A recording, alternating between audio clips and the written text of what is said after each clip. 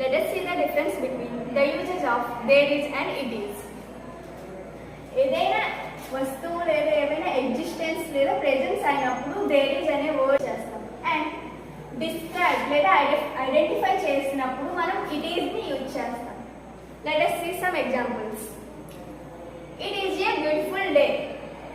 ఆ డేని beautiful day అని డిస్క్రైబ్ చేస్తుంది. It is a beautiful day. Next, it is my favourite book.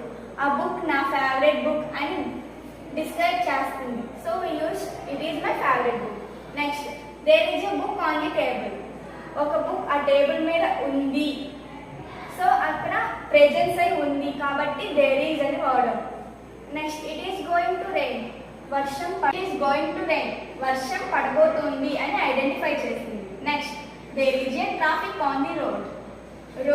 అక్కడ ట్రాఫిక్ ఉంది, ఎగ్జిస్ట్ అయింది కాబట్టి దేర్ ఈజ్ వాడడం. Next, it is a long way home. దూరంగా ఉంది. So it is a long way home. ఇక్కడ లాంగ్ వే అని identify చేసింది. So we use it is.